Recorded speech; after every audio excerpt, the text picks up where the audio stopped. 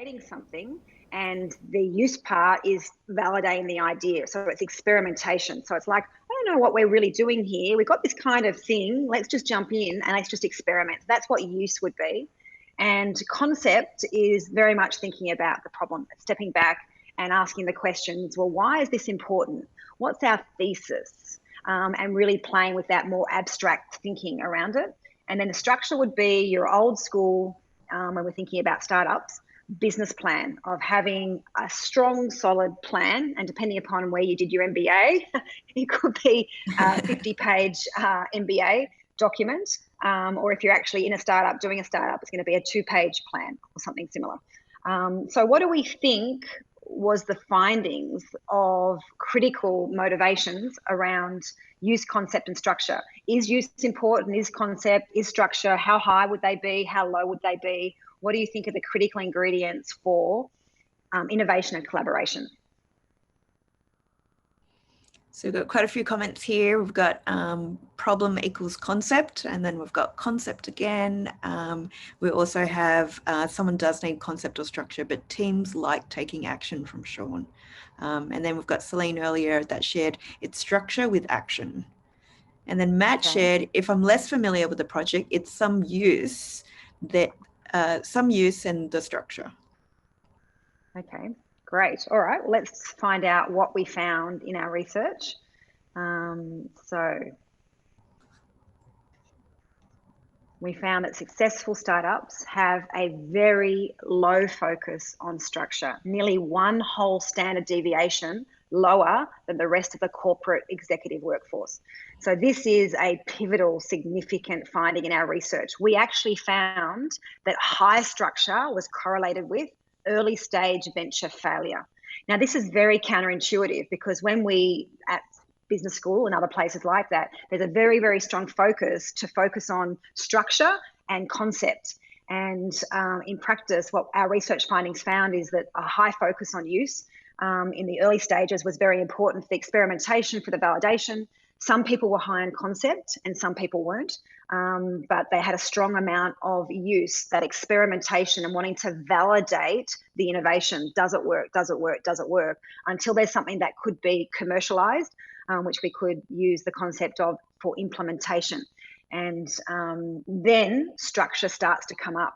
This was also a critical ingredient when we looked at starting up, so innovation in the startup phase versus what we might call the scaling up phase.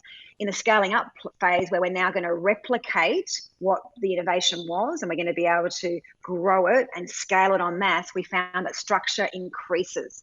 And this is where there's, we found in our research, this is a significant pitfall potentially for many people who have been leading out the early stages of the project, because the mindset that created that successful stage of the startup is often a different mindset for the scaling up phase. And structure is the one that's critical, that needs to change, as is procedures that we went through earlier. So any comments here, Annie? Yes, we've got some new people that have joined. So welcome, Luke. Welcome, Peter. I think Rob's just shared it's not counterintuitive, very natural outcome if you've been through this on both sides many times, like some of us. Yeah, so that's the current comments that we've got at the moment. Okay, great. Thanks, Annie. Okay, let's dive into a topic that makes some people's skin crawl, which is the concept of rules. So we're going to ask you, who do you think should determine the rules? So when we use the term rules, we could be referring to the customs or the values, the implied expectations, or the explicit, written rules of the organisation. Who do you think should set the rules?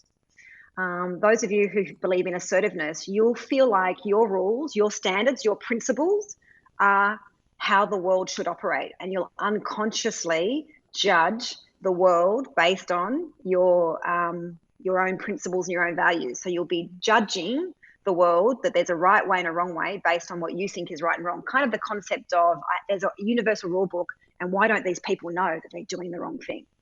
The next one is what we would call indifference. Indifference means that you do not see a prism of limitations or rules. The concept of rules doesn't even resonate with you as a limitation or a boundary. And so you don't care about the rules, you don't listen for them, and you don't hear them as an expectation that needs to be followed. So you don't see it, you're indifferent to the rules. The third one is what we refer to as compliance. Compliance means I'm listening for who the boss or the leader sets the principles and the rules and the modes of conduct, and then I want to be following what those values are. So in a values-led culture, someone who's high on compliance is very motivated to live those organizational values, comply to the principles of the modes of expectations, which might be here we wear our uniform, or it might be here we definitely don't wear a tie, we wear cut-off jeans, and if you came in a suit and collar, that implied expectation is that we wouldn't accept you. But the complying person would never do that. And then we've got tolerance. Tolerance means you can have your rules and values and customs. I can have my rules, values, and customs. Both can coexist simultaneously. So if we take it for Japanese culture, if I go to Japan, I wish I could travel to Japan right now. Not many people are flying anywhere at the moment, but if we could, and we go to a Japanese household, what is expected before you walk into the household? Of course, take your shoes off. It's a custom that culturally is expected, even though you might not do that in your own home. The person who's high on tolerance is going to accept those customs and be happy to follow them, but also expect that everybody else will accept their customs and their rituals. So when we look at assertiveness is going to be very useful leadership style for asserting the principles and the rules and inspiring and asking other people to come up to their principles and standards.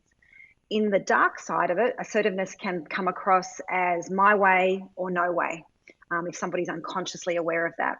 Indifference is where we really see our rebels and we see our disruptive leaders. If we use the examples of some disruption in the world, whether you like it or not, I'm just using it as an example, would be Uber and Airbnb. There are a whole lot of rules in different cities around transportation and taxis and letting your home. And Airbnb and Uber didn't see those as constraints. So they played outside the constraints of the rules and therefore created some revolutionary, innovative, disruptive products and services.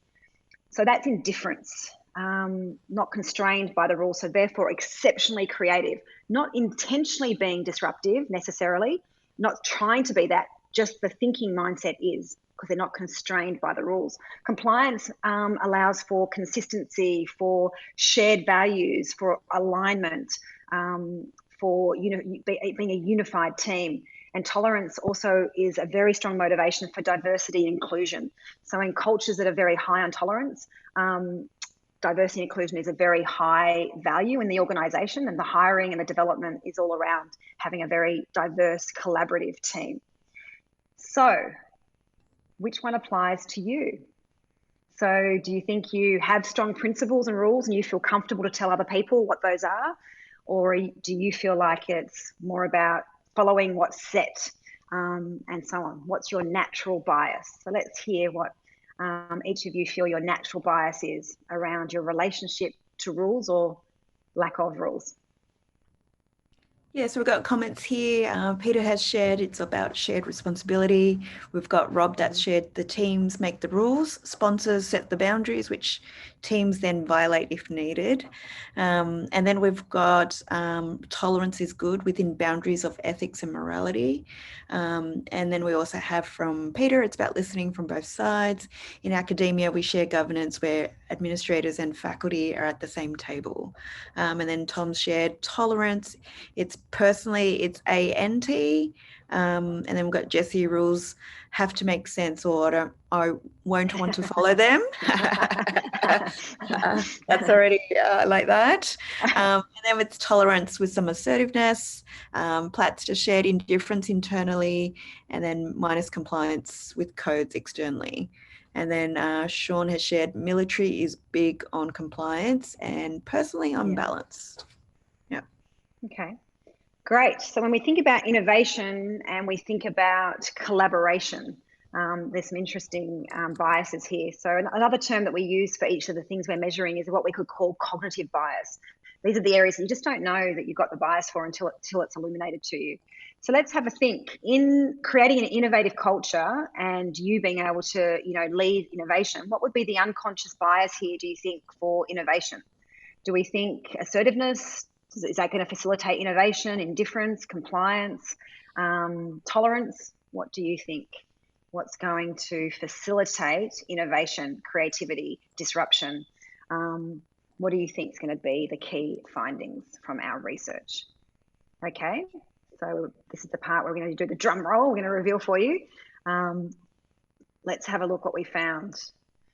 We found 2 standard deviations lower. So 50% less, sorry, one whole standard deviation lower, 50% less than the rest of the executive corporate workforce on assertiveness. So very, very low assertiveness. We've actually seen that it can sometimes be up to 2 standard deviations lower for assertiveness. That means that those who are leading out and commercializing innovation do not have any set ways that it must be this way. They don't have a rule book of shoulds, must be, etc. That's absent. They're high on indifference. So high on indifference is a motivation for not being constrained by rules or the expectations of others or the way it should be done or the defined rules. These individuals or cultures actually just don't feel constrained by them. So without the constraint, it allows exceptional creativity to think up things that have never been existed before because there's no rule book or outline that they're having to play and draw within. So very high indifference. Now, the very high indifference can sometimes be a wet blanket for collaboration because high indifference means that these people will not always meet the expectations of others and will not play inside the rules. So for people who are very compliant, these people can feel like they're rebels, going against the culture, difficult to get along with. Yet it's these folk that are likely to have the unconscious bias to bring enormous creativity and disruption, innovation to your team if you can embrace it and see it as a strength rather than them trying to be a defector. Low compliance, 1 standard deviation low on compliance. So this is a tricky one, as we just heard in the chat, particularly for the military, because compliance is so important for the roles and for the functions that are in the military. And so this can often be a real handbrake in the military for innovation because these things are in other realms and other places critical to be safe and secure in the military. So very low compliance, so not needing to follow the rules. And so obviously in teams, this can feel like it's not collaborative, but innovative and able to help people to think outside of the way it's always been done. And then we see very high tolerance. So very accepting of diversity, very accepting of you can do it your way, I can do it my way. It doesn't have to be the same way. So we see enormous inclusion and therefore enormous support for collaboration because it's embracing the uniqueness of others, embracing difference, and that whole idea of diverse teams are more creative and do much more together. So very high tolerance. So Annie, any comments that are coming out so far? Yes, we're going to get some awesome spotters here. So Tom, Platt and David have also guessed on indifference and tolerance. And then we've got some new comments here. Rob says compliance is critically operationally, but then set aside for innovation. Yeah, absolutely. Absolutely, Rob. Okay. So what is the impact on innovation? How do these things enable or be a handbrake on innovation? So we're going to go through these now and then pause and allow for some time for you to ask some further questions and for further interaction. So the handbrakes on innovation are procedures. So in a culture that has a bias towards procedures, there's no freedom for alternatives. So therefore, there's no questions being asked around how could this be alternatively done? So procedures become a handbrake. Structure is enforcing planning rather than experimentation. So one of the enablers of collaboration from all research, not only our own, is experimentation is a critical ingredient to innovation. And so an organisation that requires extensive planning before doing anything means that the planning is becoming before the experimentation. And so when we look at commercial innovation, we'll see that the experimentation comes first and the plan comes later. So this is an unconscious bias that Functionally, you may need to do structure to be successful in some of your roles, but it'll be a handbrake to the innovation. An assertive culture, which says it must be my way, which means that we're not inviting tolerance, we're not inviting diverse thinking, we're not inviting experimentation. We could be also facilitating fear. And we know that fear is obviously going to be a handbrake on innovation as well, fear of failure. Compliant culture, this is the way that we do it here and don't question it. So unconscious compliance, which might be required operationally, is going to be a handbrake for innovation. So you can see how when people are wanting to create innovation projects, and we know that so many of them fail, you can see how these cultural biases can make it very difficult for innovation to thrive. And then we've got sameness. So sameness is about keeping things the way they've always been or keeping things the same. And so sameness culture will be, well, we don't do things that way here. This is the way it should be. This is the way we've always done it. So that unconscious bias is going to obviously be a handbrake on innovation. So as you're all feeling into that, as I just even lay them all out, how's everybody feeling? How do you feel when I talk about all of these things? You'll notice that your energy is probably being depleted from your body. And you know the impact of what that feels like. So what are and how do we increase the innovative mindset, the innovative culture that breeds collaboration, that breeds the opportunity for innovative and even disruptive ways of doing things? So the proliferators are initiation. So we haven't gone through that yet, but initiation is measuring the motivation for taking the first step without knowing if it's the right step. So it's about taking the first step to say, let's start this, and then experimenting with the next steps. The next one is alternatives, which is the flexibility to create new ways of doing things. If this doesn't work, let's try that. It could be this way. All flexibility and alternatives, which allows experimentation. Then we've got use, which is being able to experiment in a project without having to have the plan all structured in place, which allows the freedom for experimentation and a very important factor of validating things before putting the budget and the resources and the plan behind them. Indifference, which is inviting people to play without rules and seeing what comes from that, what creativity comes from that. So it doesn't have to be the one way. And tolerance, embracing the unique styles and the diversity in others. When you have a diverse team, we are going to be able to have all what we refer to as blind spots covered. As you've learned here, each one of us has cognitive bias, and that cognitive bias will impact our leadership style, impact our cultural leadership, and impact all the things that we do. And as you can see, in a diverse team, you don't have to have all of the right lenses and bias. You can lean on your collaborators in your team and see that they bring strength rather than divergence, which we know isn't always easy, but the mindset of tolerance enables that type of embracement. And then evolution. So difference will be the one that helps us to start and the initiation to do new things, but evolution is going to be the one that allows us to incrementally improve things step by step over time. So these are our proliferators of innovation, and it gives you basically the opportunity to use data to design basically innovative teams. And so we've offered and made available to you access to our platform, Fingerprint for Success, which is a people analytics and artificial intelligence coaching platform that we launched 3.5, nearly 4 years ago now. And it will allow you to actually go into the platform and privately on your own take an assessment which will measure your motivations and allow you to benchmark yourself against that research data that we just went through. And if you want to benchmark your whole team, and if you wanted to do some cultural analysis on your team. So I'm going to hand it over, Annie, and see if we've got any specific questions that have come through. Does anyone have any further questions that we could chew on before we wrap up the workshop? I've got some really interactive comments here just on some of the handbrakes. So Shane shared with everyone, change is very hard in our structured and hierarchical organizations, especially when hierarchy is threatened by the person coming through and their ideas. And Peter shared it's about flexibility and pivoting. And Sean also shared that the initiation part is actually the hugest step. And then we've got some plus ones with what Peter also shared. Peter shared it's kind of like a research project where you don't know everything at the start, you experiment and sometimes you fail, but you move on to the next idea. Absolutely. Yeah.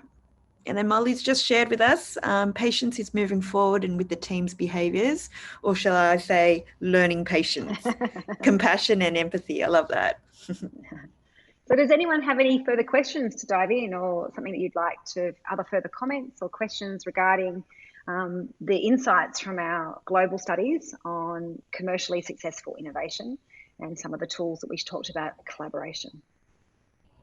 And we just had some new people join in as well. We've got Evandro, I think, just joined. Hey, Evandro, what a shame. We're just at the end. Two Johns, AJ, Jeffrey, Mike. Hey, everybody. Hopefully you'll be able to get access to the recording as we begin to wrap up and to close.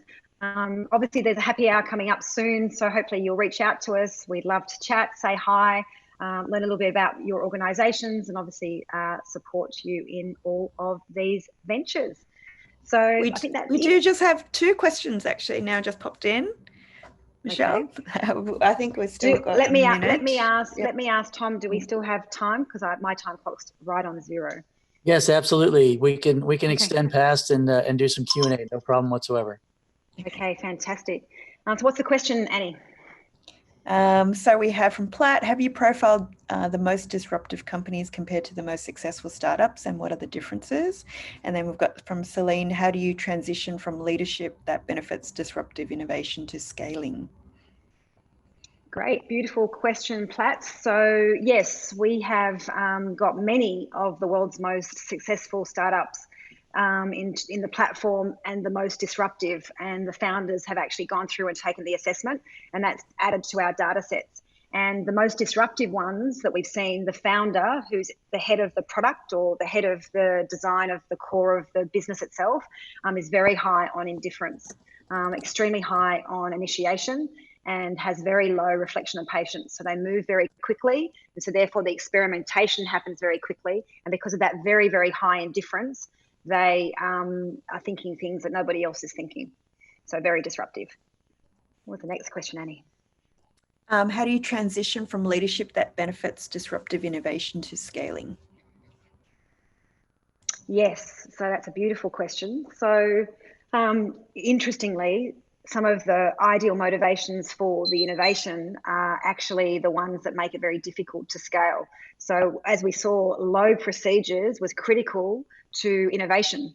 It's a handbrake if the bureaucracy is so high that you have to go through so many procedures. It's no flexibility. So that's very important in the innovation stage. But then we want to scale the innovation. We're no longer actually in the innovation stage. We want to still keep continuous feedback loops in there for the innovation, but now we want to increase some of the procedures so that that innovation can now be replicated and be quality. So procedures, structure starts to increase, reflection and patience starts to increase. So these things are all low during the creative, innovative phase, and then they start to scale, not super high, but they scale and get higher. And therefore, unless the leadership is aware of that, these become blind spots. And that's very often why innovation never scales. So sometimes the blindness, and sometimes we need different people to scale the innovation. Cool. And the last comment we've got here from Robbie is my experience that there are many great folks who can scale and few who can innovate. Yes. Yes. We agree with you, Rob, from our research findings and also from all of the founders that we've worked with. We've been working with startup and innovative founders in research, science, and entrepreneurs for more than 25 years, people through the various different stages. And so that's what actually led to this research initially. So yes. That sounds like it's the place to wrap up. I'd like to thank everybody for joining. We loved your interaction. That's exactly what we were looking for from our workshop. We hope you find these insights useful in your teams, the organisations that you're working within, and we'd love to support you if there's any opportunity to do so. Annie, your final words. Yes, thanks everyone for joining in on the interactive session. I really enjoyed hearing and seeing some of your insights.